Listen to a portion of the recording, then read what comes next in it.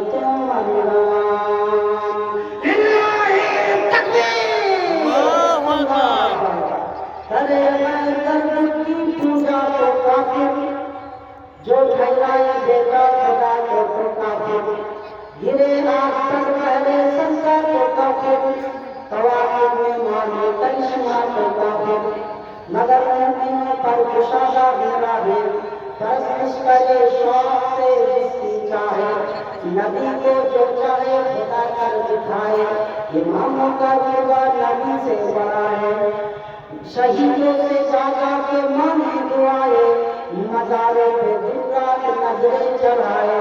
न तौहीद में कुछ खलल से आए, न इस्लाम बिगड़े न ईमान जाए। मुअज़्ज़ज़ मुकर्रम श्रोतो আজকের সভাপতি মহাশয়, সামনে বসে থাকা শ্রোতা মণ্ডলী, স্টেজে বসে থাকা মুআজ্জিন মুকাররম উলামায়ে কেরাম, পর্দানশীন মুআজ্জিন, প্রশংসা ভগবান ভরপুত্র সে মহান আল্লাহর ইজ্জতের জন্য যে আল্লাহ তাআলার তৌফিকে আজকে আমরা জীবিত রয়েছি।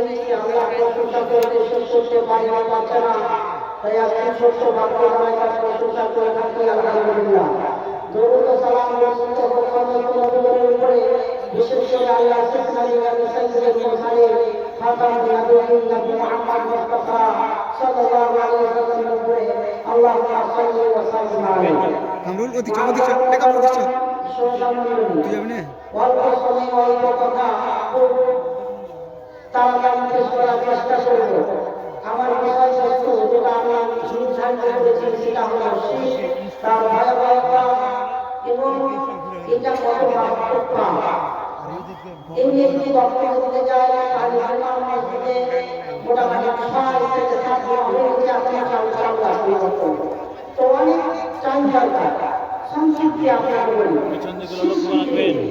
শীত এটা একটা আরবি শব্দ, এটা শাব্দিক অর্থ, এর আধিকারিক অর্থ হলো শরীর বানানো, অংশীদার করা, পার্টনার বানানো। আর শরীয়তের ভাষা এটা আমাদের মনে রাখতে হবে, যে কোনো ভাষা ভাষায় সেটা শরীয়তের ভাষা বলতে হয়। তো শরীয়তের ভাষাকে শেষ বলা হয় আল্লাহ তাআলার ইবাদতে, তার কাজকর্মতে, তার আহকাম ও সিদ্ধান্তের মধ্যে কাউকে শরীক করা, তাকে এক করে দেওয়া, তাকে যুক্ত করে দেওয়া। একত্ববাদ বলতে যায়, একত্ববাদ তাওহীদের বিপরীত হলো শিরক। মনে করেন এই পৃথিবীর মালিক, এই পৃথিবীর মালিক একমাত্র আল্লাহ তাআলা। তিনি সৃষ্টি করেছেন, তিনি ইবাদতে এক না দ্বিতীয়, দুয়া একটি ইবাদত যেটা শুধু আল্লাহর জন্য হবে। কিন্তু এখন যদি কেউ সেই পাথর চাপিয়ে দিয়ে বা সেই ত্রিপুরা শুনে দিয়ে বা পিরানে আপনার কাছে পিরানে খবরে দিয়ে বাজারে দিয়ে সেখানে কেউ কেউ গিয়ে গিয়ে সন্তান চায়, এটা হয়ে যাবে শিরক। অনুরূপভাবে রুবুবিয়্যাতের মধ্যে শিরক করা। আল্লাহ তাআলা তিনি এক রব, তিনি পৃথিবীর মালিক, তিনি হলেন রাজ্জাক, তিনি আমাদেরকে খাদ্য প্রদান করেন, তিনি আসমান জমিনকে সৃষ্টি করেছেন। এখন কেউ যদি মনে করে যে আসমান জমিনকে সৃষ্টি করতে গিয়ে আল্লাহ তাআলার সঙ্গে শরীক ছিল, অংশীদার ছিল, তাই তাদের শিরকের রুবুবিয়্যাত। আরেকটা হলো শিরক ফিল আসমাই ওয়াস সিফাত। আল্লাহ তাআলা অনেকগুলো নাম রয়েছে, অনেকগুলো গুণাগুণ সিফাত রয়েছে, যেগুলো আল্লাহ তাআলার জন্য খাস। তাকে যদি কাউকে দান করে টাকায় খরচ করে দেওয়া হয়, তার জন্য হলো শিরক ফিল আসমাই ওয়াস সিফাত। যেমন মনে করেন হাদিসের দ্বারা প্রমাণ করা যায় আল্লাহর চক্ষু রয়েছে, আল্লাহর কান রয়েছে, তিনি শুনেন।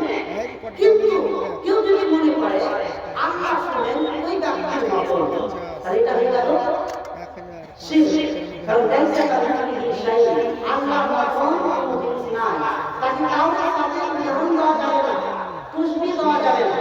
অনুরূপভাবে মনে করেন আল্লাহ ক্ষমতাশীল, আল্লাহ দয়াবান, তিনি হাত কেমন হতে পারে, এই ধারণা করে ওই মূর্তি যদি তৈরি করে দেওয়া হয়, সেটা ফটো হিসাবে হোক, পাথর হোক, তাহলে এটা হয়ে গেল শিরক।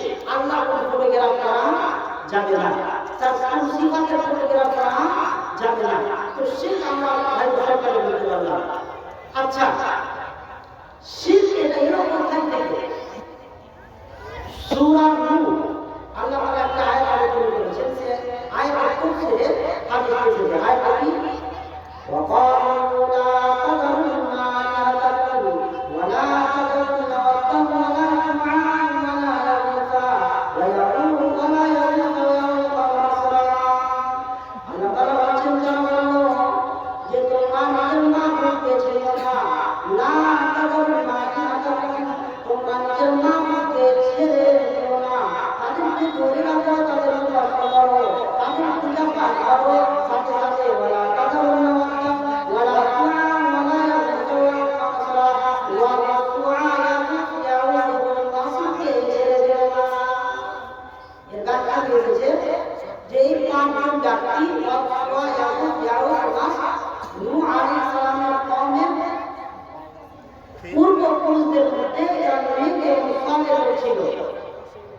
এরা নেকি এবং সালেহ লোক ছিল। যখন এদের মৃত্যুবরণ হয়ে গেল, শয়তান তাদের মনে এটা ওয়াসওয়াসা দিল যে এক কাজ করো, তোমরা এই পাঁচজন ব্যক্তির মূর্তি বানিয়ে, একটা ঢাঁচা বানিয়ে, স্ট্যাচু বানিয়ে নিজের দোকানে, নিজের বাড়িতে রাখো। তাহলে রাখি বলে এদেরকে দেখে তোমাদের মনে বেশি বেশি ইবাদত করার খেয়াল আসবে, যা আমরা ওদের মতো বেশি বেশি ইবাদত করবো। একটা খুব ভালো ধারণা শয়তানকে দিল, তারা খুশি হয়ে গেল, একটা ভালো জিনিস। সুতরাং তারা তাদের মূর্তি তৈরি করলো, প্রতিমা তৈরি করলো, আর নিজের বাড়ি দোকানে রেখে দিল।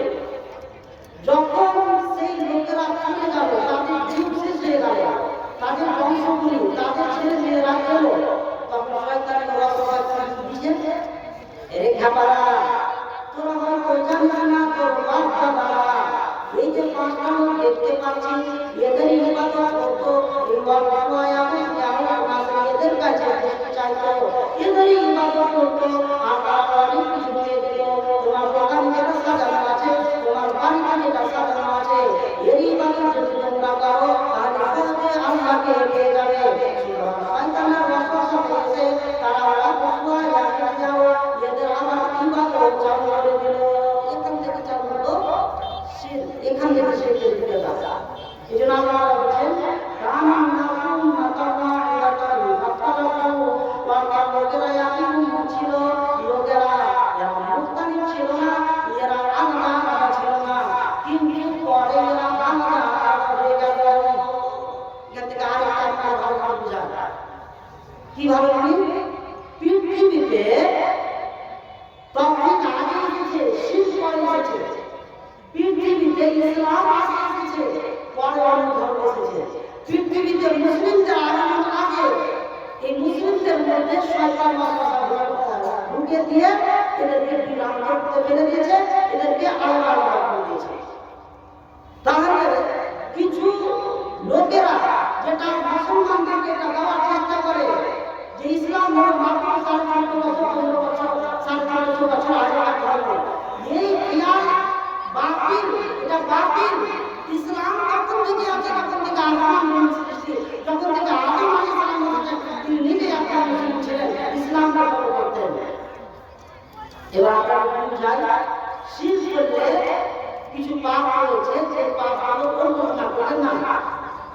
সংক্ষিপ্ত বলে তিনটা শাস্তির কথা, যেটা অন্য গুনাহ করলে হয় না। প্রথম শাস্তি, কেউ যদি শিরক করে তো তাহলে আর সেই অবস্থাতে মারা যায়, তো কিয়ামতে তার গুনাহ মাফ হয় না। সূরা আন-নিসার মধ্যে আছে, ইন্নাল্লাহা লা ইয়াগফিরু আন ইউশরাকা বিহি ওয়া ইয়াগফিরু মা দুনা যালিকা লিমান ইয়াশা। আল্লাহ তাআলা শিরকের পাপকে ক্ষমা করবেন না, মাফ করবেন না। এবং শিরক ব্যতীত যে কোনো পাপকে আল্লাহ তাআলা চাইলে তিনি ক্ষমা করে দিতে পারেন। মহান আল্লাহ বলেন, আল্লাযীনা আমানু ওয়া লাম ইয়ালবিসু ঈমানাহুম বিযুলমিন উলাইকা লাহুম আমরুন ওয়া হুম মুহতাদুন। যারা ঈমান এনেছিল এবং ঈমানের সাথে অত্যাচার জুলুমকে তারা ইয়াদ করবে না, করবে না, মিলিয়ে দিল না, এরাই হলো আসল আমনি এবং সালামের মধ্যে আছে, আর এরাই হলো হেদায়েতের মধ্যে আছে, এরাই সঠিক পথে আছে। শিরকে আল্লাহ কেউ যদি শিরক করে সমস্ত নেক আমল বরবাদ হয়ে যায়। কেউ যদি শিরক করে, নামাজ পড়ে, রোজা রাখে, ইবাদত করে, মাজারে যায়, মূর্তি পূজা করে, কোনো আমল কবুল হয় না। এমনকি আল্লাহর রাসূলকে আল্লাহ বলেছেন, লাইন আশরাকতা লা ইয়াহবাতুন্না আমালু, লাইন আশরাকতা লা ইয়াহবাতুন্না আমালু। ওগুলোই আল্লাহ আগেকার অনেক গুনাহকে মাফ করে দিয়েছে। কিন্তু শুনেন, আপনিও যদি শিরক করেন, আমার সাথে অন্য কাউকে জাল করবেন, আমার ইবাদতে, আমার রুবিয়াতে, আমার আপনার সিফাতের মধ্যে কাউকে যুক্ত করে দেন, তাই আপনার যতগুলো ভালো আমল রয়েছে, সেই ভালো আমলগুলোকে আমি খতম করে দেব, শেষ করে দেব।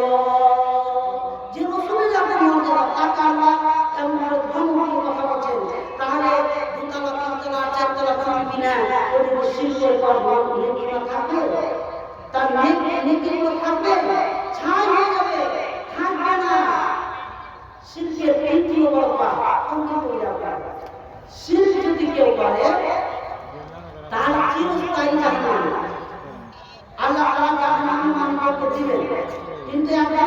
পাপী তার নিজে পাপ অনুযায়ী শাস্তি ভোগ করার পরে জান্নাতে যাওয়ার একটা আশা রয়েছে। কিন্তু কেউ যদি শিরক করে হয়, মুশরিক হয়, তার জান্নাতের দরজা বন্ধ।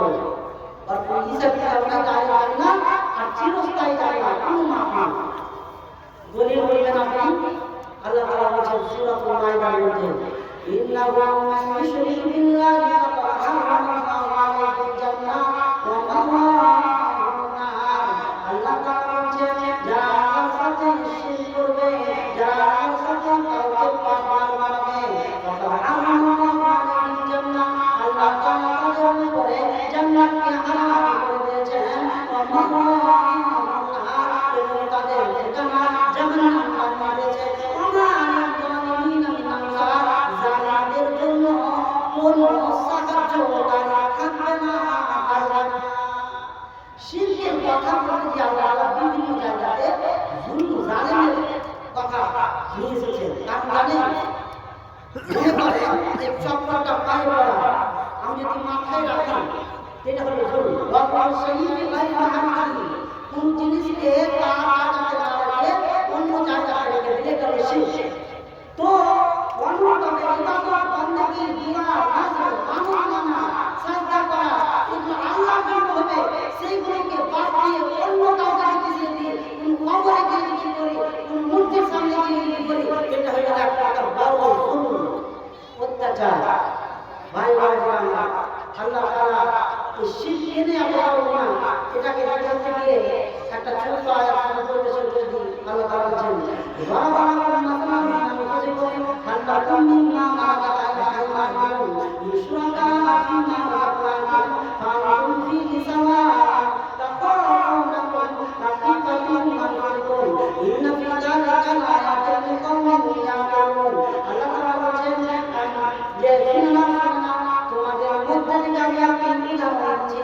উদাহরণটা হলো, যদি তোমার বাড়িতে একটা গোলাম থাকে, একটা চাকর থাকে, তুমি এটা পছন্দ করবে যে তোমার চাকরটা, তোমার গোলামটা তোমার প্রপার্টিতে, তোমার জমির জায়গাতে শরীর হয়ে যায়, এক হয়ে যায়, এটা কোনদিন তুমি পছন্দ করবে না। একটা মালিক, একটা দরবাদার, একটা ম্যানেজার, একটা বড় মালিক, আর সেই মালিকের আন্ডারে যে কাজ করে, মালিক কি কোনদিন চাইবে যে চাকরটা আমার জমি জায়গার হিসাব চাইবে না? আল্লাহ বলছেন, আরে পাগলা, তুমিও একটা মাখলুক, তোমার চাকরটাও একটা মাখলুক, তাও তুমি চাচ্ছ না, নিজের জমি জায়গাটাকে দিয়ে দেবে, নিজের শরীরটাকে বানিয়ে নেবে। তো তুমি মাখলুক হয়ে যদি আরেকটা মাখলুককে শরীর বানানো পছন্দ না করো, তাহলে আমি তোমার মালিক, সারা বিশ্ব জাহানকে আমি সৃষ্টি করেছি, তাহলে আমি আল্লাহ তাআলা কিভাবে এটাকে মেনে নেব, কিভাবে এটাকে মেনে নিতে পারি? যাই হোক, সবাই শিরকের ব্যাপারে কথা বলতে গেলে অনেক কিছু রয়েছে। আর বললেন, तौहीद की अमानत सीनों में है हमारे, तौहीद की अमानत सीनों में है हमारे, आसानी जाना नाम निशान हमारा। तौहीद शिक्षा दें, शिरक থেকে ছেড়ে যেতে বাঁচান, নাহলে কালকে আমরা তাকবীর দিতে পারি। চাই হোক, আমি শেষ করে নিজের বক্তব্য কি করব, ये खुशियाँ ये जिंदगी ये लज्जतों का फल, ये खुशियाँ ये जिंदगी ये लज्जतों का फल, वमन हयात दुनिया इल्ला मताउल गुरूर। जिसके सामने सब बराबर है, अमीर और फकीर, हस्बुल्लाह व निअमल वकील। हर जानदार को होना है एक दिन कुव्वत मौत, कुल्लु नफ्सिन ज़ाइक़ातुल मौत। और खत्म हुआ जिंदगी को, और खत्म हुआ दुनिया को पाने का जन्म। इन्ना लिल्लाहि व इन्ना इलैहि राजिऊन। व आखिरु दअवाना अल्हम्दुलिल्लाहि रब्बिल आलमीन। अस्सलामु अलैकुम। कल क्या है? माशाअल्लाह, শিরকের ব্যাপারে খুবই গুরুত্বপূর্ণ বক্তব্য। নেকির যেমন একটা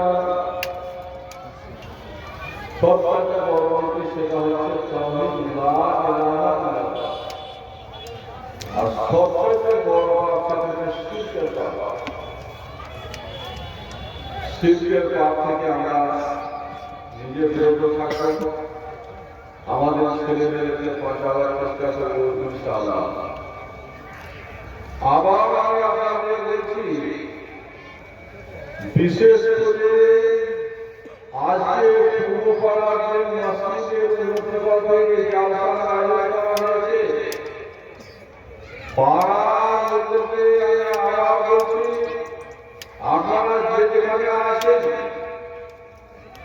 দেরি না করে এই জালসা মাহফিলে এসে উপস্থিত হয়ে যান। এখন মনে একটা সময় হয়ে গেল, শীতের দিন আছে, আপনার সকলকে আবার হচ্ছে আপনারা প্রতিশোধ করে ফেলে আসুন। এদিকে ওইদিকে মেলা খেলাতে না থেকে ফিরে আসুন। খুব দুঃখের কথা যে এত কিছু আমরা করছি, দুদিন আগে হাজার ব্যবসা করলেন একাই, অপরকে মনে নাটক করা জানতি শুরু বসতে দিলেন না। এরকম দুঃখজনক যে এর জন্য একটা কর্মকর্ত হয় না যে একদিন আগে থেকে ব্যবসা লাভ পর্যন্ত ওদের না খায় 5 টাকা 10 টাকা বলেই কাজ করে যে আমরা বসতে দিল না। ওখানে লোকের ফিরে আল্লাহ আমাদের তরফ দান করুন। কি বলবো দুঃখের কথা, গোটা ইস্তেহারটা দেখছি আমরা বানাবো, একবারে গোটা নাই। এখন পর্যন্ত এই পাড়ার লোক করে এসে বসবেন, তাহলে আদায় কাছে